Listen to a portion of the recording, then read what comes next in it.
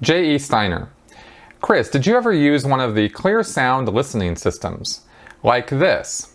I would love to see a sound test and a disassembly of the Clearsound amplifier. I'm guessing it's a cheap amplifier with a Scientology logo and an inflated price tag. Well, you're almost right. And in fact, you're pretty much right on the money. Clearsound, for anybody who doesn't know, is a technology that exists in Scientology. It's a sound restoration and filtering or clarity system that was not invented by L. Ron Hubbard, although it's claimed within the church that he was, the genius audio master behind Clearsound. But it's basically, this was explained to me. I am not an electronics or audio expert, but I did talk to somebody who is.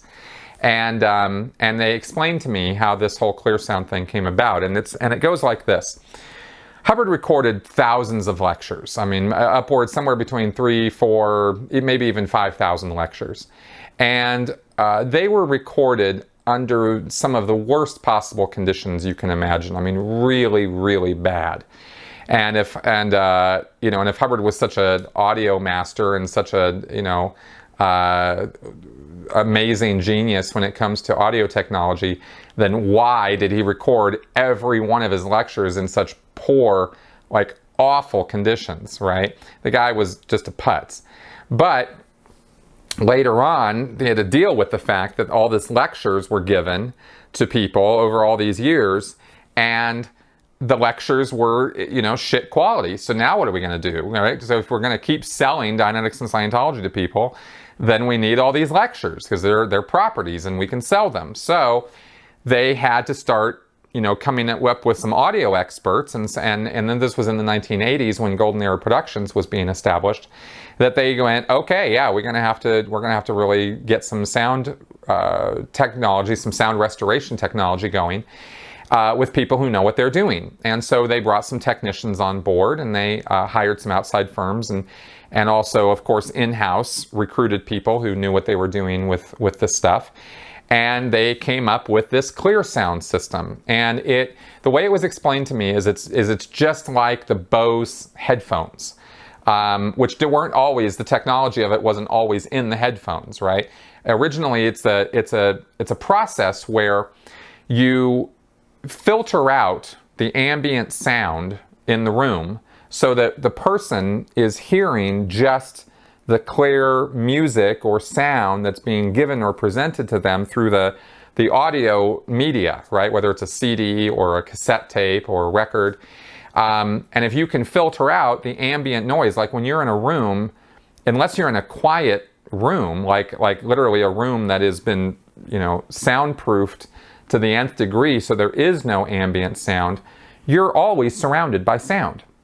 And that sound can be distracting to what you're listening to. So there's technology that will get what the ambient sound in the room is and then feed back in the reverse of that ambient sound so that it cancels it out. And you're just hearing the sound from the medium that you're listening to. Again, the cassette, CD, whatever it is. So Clearsound is just a technology that does that. And it's really not any different or any better or worse or whatever than other techniques that do it, like in a Bose headphone or earphones. Now, the device that is used with the Scientologist CD players that says Clearsound amplifier on it. Okay, get this. According to my friend, that is a Bose sound filter.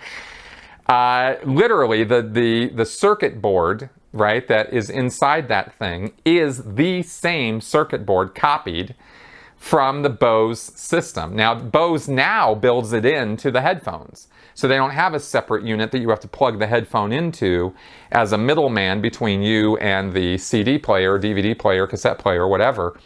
But Scientology still uses these little sound filtering amplifiers. But if you had a pair of Bose headphones, or earphones rather, then you'd have the same thing already. You wouldn't need that Clearsound thing, right?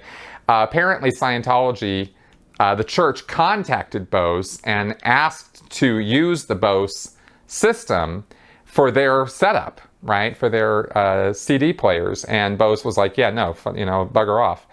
And so Scientology was like, oh, okay. And they just took it, opened it up, and copied it, right? And that's what that thing is. So that's the answer I have for you on that, according to my friend, the brilliant audio technician who used to work at Gold. So, so I hope that helps answer that question.